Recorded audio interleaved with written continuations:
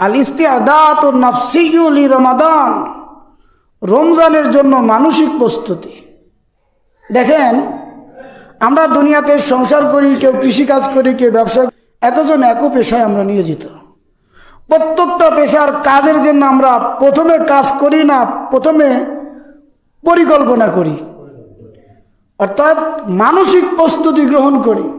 একটা মানুষ পুকুর চাষ করে, সে পুকুরে কিভাবে খাবার দিবে, হঠাৎ করে দোকান থেকে কিনা এনেই পুকুরে দেয় না, পুকুরে কিভাবে খাবার দেবো, কি খাবার দিলে আমার মাছ ভালো হবে, পুকুরটা ভালো থাকবে, সেই পরিকল্পনা করে।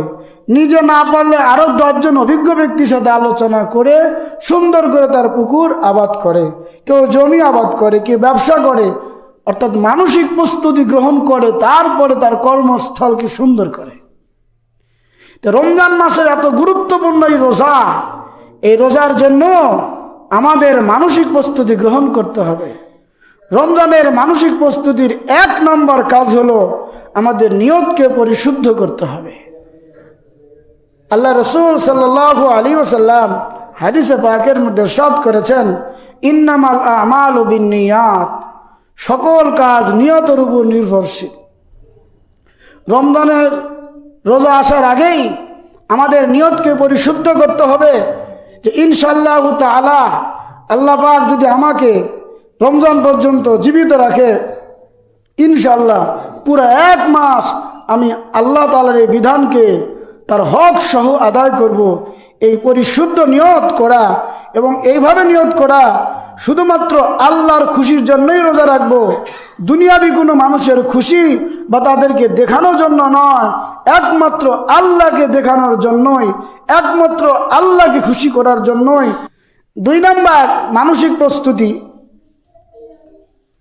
আল্লাহ নবী সাল্লাল্লাহু আলাইহি সাল্লাম বলেছেন, মাল্লাম ইয়াদা কওলা যুর ওয়াল আমালা বিহি ফালাইসা লিল্লাহ হাজাতুন ফি আন ইয়াদা তুআমাহু ওয়া শারাবাহু।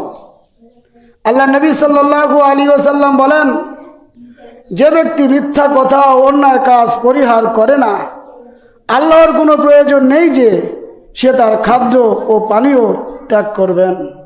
সম্মানিত উপস্থিতি, রমজান মাসে রোজা রাখা মানে এই নয় যে আমি শুধু পানি খেলাম না আর খাবার খেলাম না, এটা তো রমজান মাসে করা যাবেই না।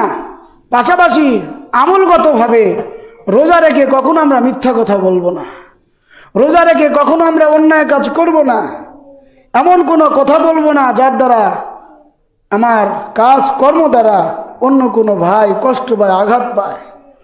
আমি যেরকম কোনো কিছু খাবো না, আমি যখন কোনো কিছু পান করব না, আমি যখন স্ত্রী সহবাস করব না, ঠিক তেমনিভাবে আমার এই বডির কোনো অঙ্গ প্রত্যঙ্গ দ্বারা যেন অন্য কোনো ভাই কষ্ট না পায়, এই খেয়ালও আমাদের রাখতে হবে। শুধু তাই নয়, আমরা অবশ্যই রমজানের হক সহ আদায় করব। আমার চলাফেরা দ্বারাও যেন অন্য কোনো ভাই কষ্ট না পায়, এই খেয়াল করে আমরা রোজা রাখব।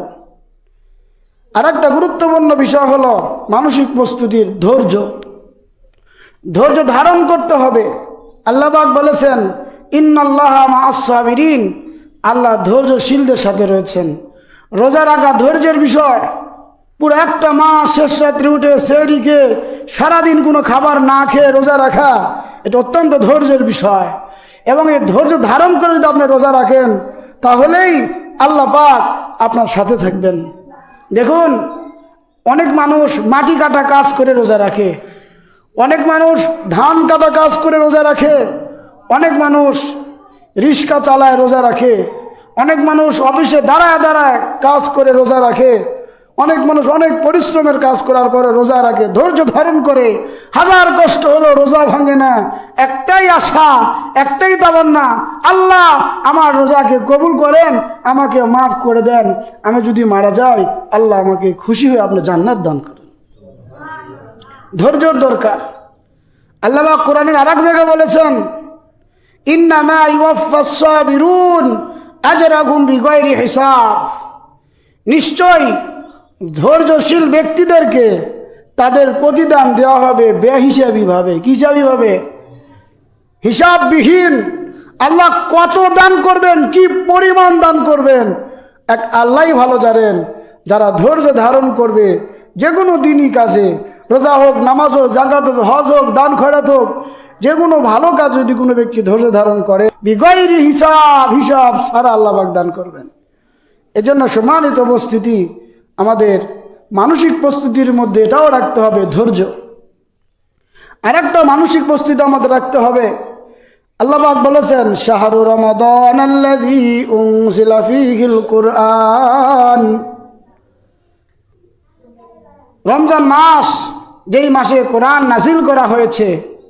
মানসিক প্রস্তুতি গ্রহণ করা যে রমজান মাসে নিয়মিত কিছু কিছু করে কোরআন তেলাওয়াত করা, যাতে করে রমজান শেষ হওয়ার সাথে সাথেই আমার কোরআন একটা খতম হয়ে যায়। কারণ এই রমজান মাসেই কোরআনকে নাজিল করা হয়েছে, সুতরাং রমজান মাসে কোরআন তেলাওয়াতের গুরুত্ব বেশি। এই জন্য আমরা রমজান মাসে কোরআন তেলাওয়াত করব। আর একটা মানসিক প্রস্তুতি গ্রহণ করা, পরিকল্পনা করা যে আমি রমজান মাসে কিভাবে চলব।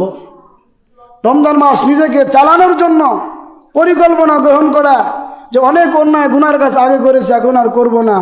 এইভাবে নিজের মনকে রমজানের জন্য প্রস্তুতি করে রাখা, যাতে করে রমজান আসলে কোনো রকম শয়তানের ওয়াসওয়াসা, মানুষের কুমন্ত্রণা এবং যারা রোজা রাখে না বেরোজাদারদের ছলনায় তাদের পরিকল্পনা আমরা না পড়ি, বরং আমরা এমন পরিকল্পনা করব যে রমজান আসতে দেরি, আমার রোজা রাখতে যেন দেরি না হয়।